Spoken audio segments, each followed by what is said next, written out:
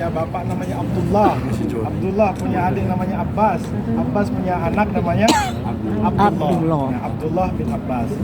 Nah, Abdullah bin Abbas ini beliau itu hidup dengan Rasulullah itu ketika kanak-kanak. Jadi ketika Rasulullah wafat itu beliau masih umur 15 tahun. Akan tetapi para sahabat itu sepakat bahwasanya salah satu sahabat yang paling paham terhadap Al-Quran yaitu Abdullah bin Abbas. Karena kenapa? Karena Abdullah bin Abbas itu pernah dapat doa langsung dari Nabi. Jadi ceritanya dahulu ketika Rasulullah SAW itu ke kamar mandi ya, ke hammam, ke kamar mandi. Dan kebiasaan orang biasanya ke kamar mandi kan itu butuh air ya Bu ya. Nah, ketika Rasulullah masuk ke kamar mandi, sahabat Abdullah bin Abbas ini sudah memikirkan bahwasanya ini Rasulullah pasti butuh air. Jadi dengan perkiraannya itu sahabat Abdullah bin Abbas ngambil ember dan diisikan air dan ditaruh di depan kamar mandi Rasulullah.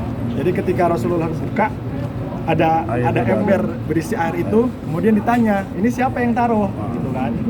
Ini yang naruh Abdullah bin Abbas. Nah, ketika itu Rasulullah langsung mendoakan, Allahumma faqihu fiddin wa alimhu ta'wil. Ya Allah, berikanlah kefahaman agama dan juga berikanlah kemampuan untuk mentakwilkan Al-Quran dan hadis seperti itu. Maka sahabat-sahabat juga itu banyak yang berpandangan bahwasanya walaupun umur beliau itu masih kecil, akan tetapi kedalaman pemahaman terhadap Al-Quran dan kalam Rasulullah itu sangat dalam. Jadi suatu ketika juga jadi ada ketika Rasulullah wafat itu para sahabat, kibar sahabat Sayyidina Umar, Sayyidina Ali, Abu Bakar itu sering berkumpul untuk membahas Al-Quran. Jadi tafsir surat ini itu apa, tafsir surat itu apa gitu kan. Jadi suatu ketika Sayyidina Umar ini membawa anak kecil masuk ke dalam forum diskusi membahas tentang Al-Quran. Ketika itu para sahabat-sahabat kibar, sahabat-sahabat besar itu protes. Loh, kamu ngapain bawa anak kecil ke sini gitu kan? Nanti malah membuat ribut suasana di sini. Tidak, dia ini punya kelebihan yang lain daripada yang lain.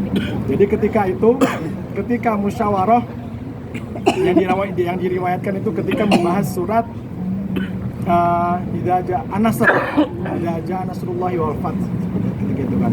Nah, para sahabat itu pemahamannya hanya terjemahannya saja. Jadi idza jaa nasrullahi wal fath, ketika sudah datang kemenangan dan juga Mekah juga sudah terbuka. Karena saya dukhuluna fiha, dan manusia itu akan berbondong-bondong masuk ke dalam agama Islam. Hanya sebatas itu.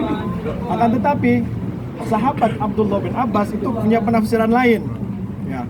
Jadi sebab turunnya surat An-Nasr ini itu menandakan bahwasanya Rasulullah itu akan wafat. Rasulullah sebentar lagi akan wafat. Nah, para sahabat itu langsung bingung. Lah, pemahamanmu ini tahu dari mana? Tidak, saya pemahaman ini itu langsung datang di benak saya itu dari Allah Subhanahu wa taala. Seperti itu. Jadi memang Abdullah bin Abbas ini masih kecil akan tetapi mendapat doa Rasulullah. Jadi setiap perkataannya itu banyak murid-muridnya mencatat dan itu semuanya ilmu. Jadi kalau misalnya Bapak Ibu itu membaca tafsir At-Tabari ya, tafsir Ibnu Katsir, tafsir Tabari itu banyak kalam-kalamnya Ibnu Abbas semuanya itu tentang Al-Qur'an. Jadi murid-muridnya ada namanya Imam Mujahid, ada Ikrimah dan yang lainnya, itu semuanya murid-murid beliau. Jadi para tabi'in yang alim, para tabi'in yang pembesar dalam keilmuan itu semuanya itu murid dari sahabat Abdullah bin Abbas.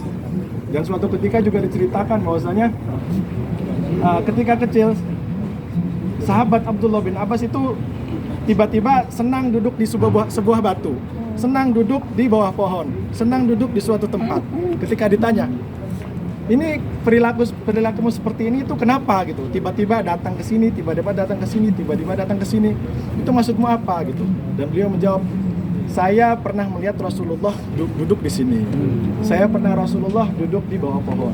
Saya pernah melihat Rasulullah duduk di bawah batu dan yang lainnya. Jadi memang sahabat Abdullah bin Abbas ini melihat Rasulullah itu secara keseluruhan. Jadi mulai dari tindak tanduknya. Jadi mulai dari perkataannya itu semuanya itu dihafal oleh beliau. Makanya beliau itu masuk dalam al-muqsirun fil hadis namanya. Jadi salah satu sahabat yang meriwayatkan hadis terbanyak. Nah, yang pertama kan ada Abi Hurairah, ya. Juga ada Siti Aisyah, nah, dan juga ada Ibnu Abbas. Karena kecintaannya terhadap Rasulullah dari kecil, memang beliau itu benar-benar merekam apa yang Rasulullah lakukan. Jadi memang setelah dapat doa daripada Rasulullah SAW, beliau itu sudah diangkat, bahkan Sayyidina Umar ini adalah khalifah, ya, adalah khalifah itu pernah duduk di majelisnya Sayyidina Abdullah bin Abbas ketika umur 15 tahun. Bayangkan saja kealimannya seperti apa. Jadi memang setelah beliau tua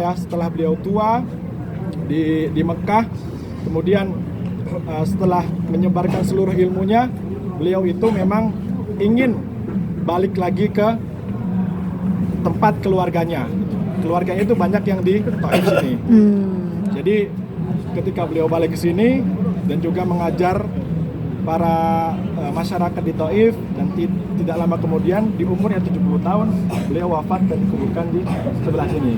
Ini kuburannya. Di dalam sini itu kuburannya Sayyidina Abdullah bin Abbas. Dan juga kenapa bapak-bapak, ibu-ibu juga pernah berpikir nggak setiap kuburan di Makkah atau di Jazirah Arab itu pasti ada masjidnya? Pernah berpikir nggak? Nah, jadi memang sejak dahulu ya, terutama itu di zaman dinasti Utsmaniyah, dinasti Utsmaniyah dan juga dinasti Ayyubiyah. Jadi ketika itu Salahuddin Al-Ayyubi berkuasa, itu memang ada kaidahnya. Likulli kubbatin ka'batun. Jadi di setiap ada kuburan di sana, itu ya pasti ada kubah gitu. Istilahnya kita akan bangun masjid di sana. Jadi di Mesir sana, ya saya di sana. Di Mesir itu setiap makam ulama itu didirikan masjid di sana. Soalnya memang kaidahnya seperti itu. Nah, di zaman sekarang ini memang setelah runtuhnya Khalifah Utsmaniyah dan Saudi Arabia dipegang oleh sekarang King Saudi gitu ya, itu memang banyak yang dihilangkan beberapa monumen. Itu yang sangat disayangkan. Sebenarnya di sekitar Makkah itu banyak sekali makam dan juga banyak sekali peninggalan di zaman Rasulullah, di zaman Khalifah Utsmaniyah dan yang lain-lain, tapi sekarang sudah ditiadakan. Seperti itu. Nah, di sini masjidnya ya, masjidnya Abdullah bin Abbas. Bisa ke dalam, Pak? Ke makam, lihat makamnya. Kalau ke dalam kayaknya kita nggak bisa, soalnya ini ditutup, Pak. Ditutup. Ada beberapa. Memang makam di sini tuh nggak boleh dijarahin ya, kayak di. Ya, soalnya kan dari sini kan alirannya beda sama kita. Nah gitu ya, aliran beda sama kita. Mereka itu memandang bahwasanya orang ziarah ke kubur itu menyembah kubur.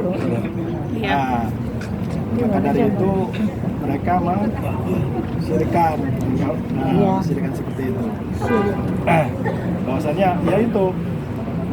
Soalnya Rasulullah juga pernah bersabda juga, kuntu nahaitukum an ziyaratil qabri. Jadi sebenarnya Rasulullah itu dulu juga mengharapkan atau melarang ziarah kepada orang-orang yang sudah mati, karena zaman-zaman dulu orang-orang yang ziarah kepada orang-orang yang mati pasti menyembahnya, terus ya terlalu memuji gitu loh, terlalu memuji leluhur.